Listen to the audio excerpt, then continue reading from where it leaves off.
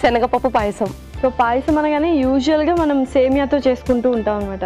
So శనగపప్పు అనగానే కొంచెం డిఫరెంట్గా మామూలుగా పోపులో అలాగా లేకపోతే సైడ్గా వేస్తూ ఉంటాము పాయసంలో.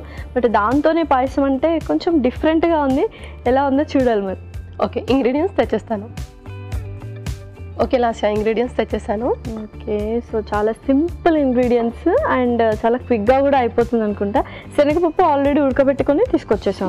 ఆల్రెడీ ఉడకబెట్టేసాను. ఓకే, ఇంకా ఖచ్చితంగా పాయసం అనగానే జీడిపప్పు అలా ఉండాల్సిందే. అండ్ మనం కావాలంటే ఇంకా వెరైటీ ఆఫ్ నట్స్ కూడా వేసుకోవచ్చు. నెయ్యి కంపల్సరీ అండ్ జాగరీ పౌడర్.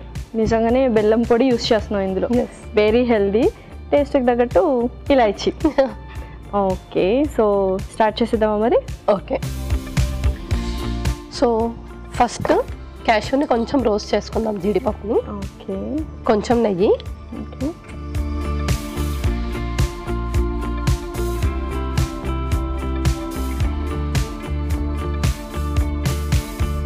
జీడిపప్పు,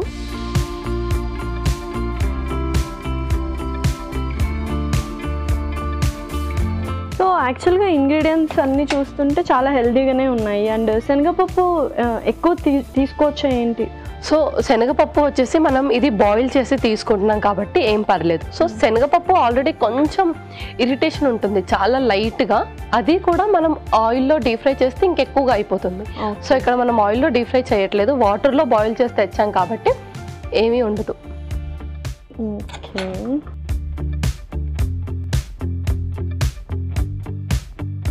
రోస్ట్ అయిపోయాయి. నెక్స్ట్ అది పక్కన తీసేసుకుందాం.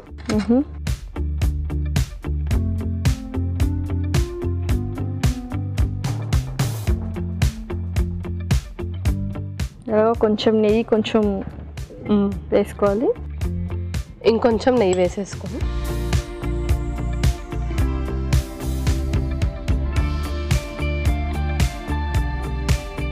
ఓకే, సో తర్వాత ఉడకబెట్టిన శనగపప్పు.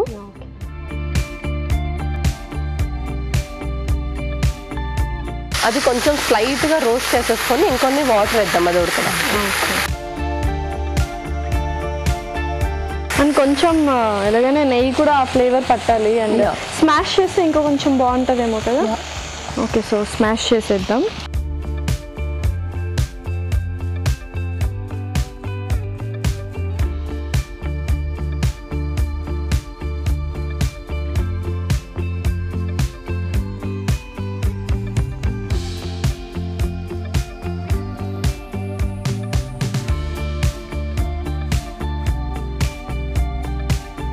ఓకే, సో దాంట్లో కొన్ని వాటర్ పోసేసుకుందాం.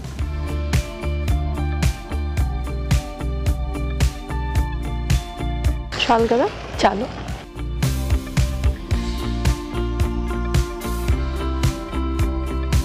అంటే కొంతమంది మరీ ఫైన్గా కూడా స్మాష్ చేసుకుంటారు, కొంతమంది ఇలా కచ్చాపచ్చాగా చేసుకున్నా బాగానే ఉంటుంది, అలా క్రంచీగా తగులుతుంటే.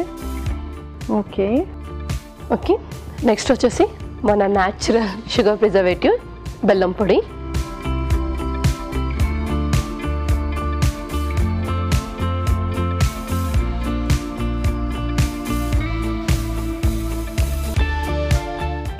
సో బెల్లం ఎంతైనా తీసుకోవచ్చు.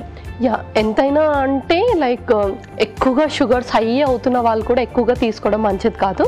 బట్ కొంచెం రెగ్యులర్ డైట్లో దాన్ని ఇంక్లూడ్ చేసుకోవచ్చు. ఓకే, చక్కగా బాయిల్ అయిపోయింది ఎందుకంటే మనం పౌడర్ ఇక్కడ వేసాము. సో మరి నెక్స్ట్ కొంచెం ఇలాచి పౌడర్.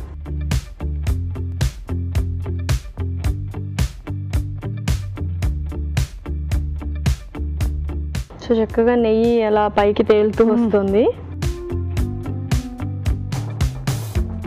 సో ఇంకా నెక్స్ట్ మనం పాలు వేసేసుకోవడమే. పాలు వేసేసుకొని ఇంకొంచెం అది మసలేదాకా ఉండాలి. ఓకే, కొంచెం బాయిల్ అవ్వనిద్దాం. ఎలాగో పాలు మనం లాస్ట్లో దించేటప్పుడే వేసుకుంటాం కాబట్టి చక్కగా మరిగిపోతుంది. సో నెక్స్ట్ కొబ్బరి పాలు. ఓకే, నేను యాక్చువల్గా పాలే అనుకున్నాను. సో కొంచెం నిజంగానే చాలా డిఫరెంట్ ఫ్లేవర్ యాడ్ చేస్తుంది. ఎందుకు ఇంత రెగ్యులర్గా చేస్తుంది అనుకుంటున్నాను, తెచ్చేసామన్నమాట.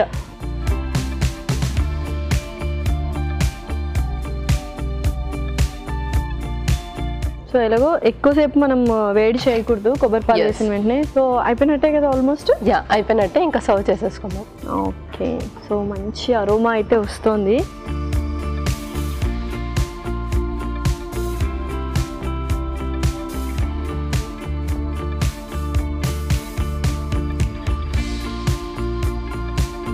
చాలా మంది కొంచెం లిక్విడ్ గా ఇష్టపడతారు పాయసం, లేకపోతే సెమీ సాలిడ్ గా కూడా ఓకే. అండ్ వాళ్ళ టేస్ట్ కి తగ్గట్టు ఎలా అయితే అలా వేసుకోవచ్చు.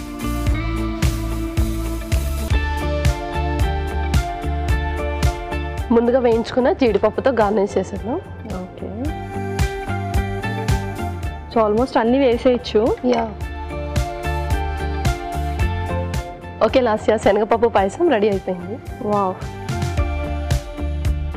శనగపప్పు పాయసం అయితే రెడీ అయిపోయిందండి. మరి దీనికి కావాల్సిన పదార్థాలు అలాగే తయారు చేసుకునే విధానం మరొకసారి చూద్దాం. శనగపప్పు పాయసం కావాల్సిన పదార్థాలు: శనగపప్పు 1 కప్పు, బెల్లం పొడి 1 కప్పు, కొబ్బరి పాలు 1 కప్పు, యాలకుల పొడి 1 టేబుల్ స్పూన్, నెయ్యి 2 టేబుల్ స్పూన్లు, కాజు కొద్దిగా. శనగపప్పు పాయసం తయారు చేసుకునే విధానం: ముందుగా స్టవ్ వెలిగించి ప్యాన్ పెట్టి అందులో నెయ్యి వేసి జీడిపప్పు వేసి వేయించుకొని పక్కన పెట్టుకోవాలి. అదే ప్యాన్ లో కొద్దిగా నెయ్యి వేసి ఉడికించిన శనగపప్పు వేసి కాస్త వేగాక దాన్ని స్మాష్ చేసిన తర్వాత అందులో నీళ్లు పోసి బెల్లం పొడి, యాలకుల పొడి, కొబ్బరి పాలు వేసి బాగా కలిపి సర్వింగ్ బౌల్లో తీసుకొని వేయించిన జీడిపప్పు కూడా వేసి సర్వ్ చేసుకుంటే ఎంతో రుచికరమైన శనగపప్పు పాయసం రెడీ.